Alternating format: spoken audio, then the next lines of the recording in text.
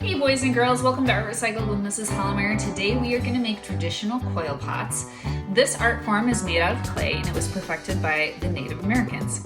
So boys and girls, what we're going to do is we are going to be using Model Magic today. And this is an air dry clay, so as soon as you open this package, it is going to start to dry. So you don't want to leave it out for 20 minutes and then come back to it later. You want to open this up just by taking a scissors and cutting up your package. You want to lay a piece of paper down under your project on the table because otherwise when you build this, it is going to stick to the table, okay? So once you get your package, you're going to cut it open, and I like to take the scissors and also cut this way to make it easy to get it out. Typically it will come out in a rectangle like this. If it doesn't, ball it all together and kind of get it into this shape if you can. It's just going to make figuring out the measurements that I tell you to cut a little bit easier. So boys and girls, we're going to make the base for this first, which is a circle. And I want you to take your scissors and I want you to put it kind of in the middle and then scooch it just a little bit to one side and cut with your scissors. So the smaller piece is going to be the bottom of the pot.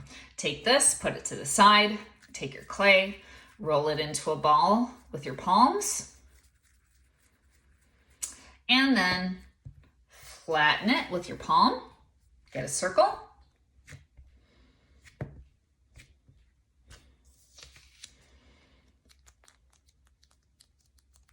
You can use your fingers to make that circle a little bigger.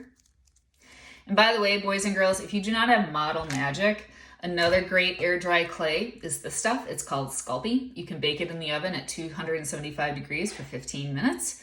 And it is also a permanent clay, just like Model Magic. If you don't have Model Magic or Sculpey, then you can just use Play-Doh. It just won't be permanent.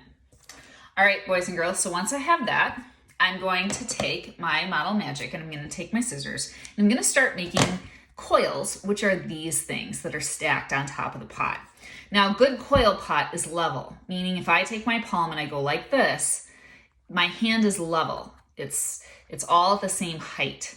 But a kind of a haphazard coil pot, boys and girls, my hand would be like this. That means that one side is super fat and thick and one side is super thin.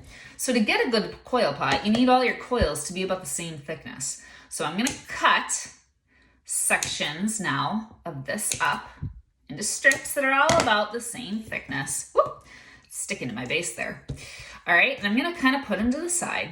And now to make coils, this is what you're going to do. You're going to take this strip of clay, you're going to rub it between your palms, and you use your palms and fingers to kind of make a snake. Most of us have done this with Play-Doh before.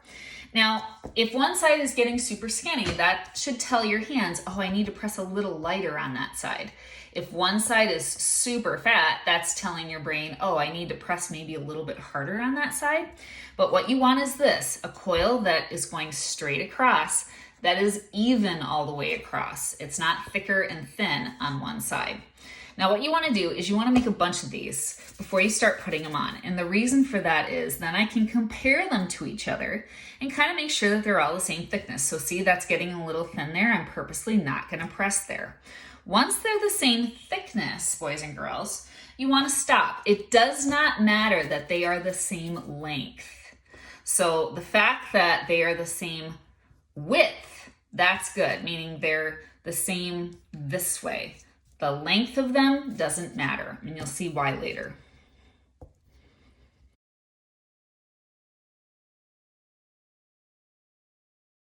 All right, there we go, boys and girls. I have all my coils. So now I'm going to stack them on top of my pot. I'm going to take this first one. I'm going to lay it around the very perimeter, the very outer edge of the pot. Now, look, it doesn't go all the way around. So that's not a big deal, and this is why it didn't matter if your coils were the same length. I'm just going to cut a coil and fill in that gap. See that? So now I'm going to take this coil, whoop, go all the way around. There's another gap. Measure and fill it in. And I'm just measuring, boys and girls, by holding the coil up to the pot and kind of seeing what I need to fill in. Take the coil, stack it on top, measure, and fill it in. Last one.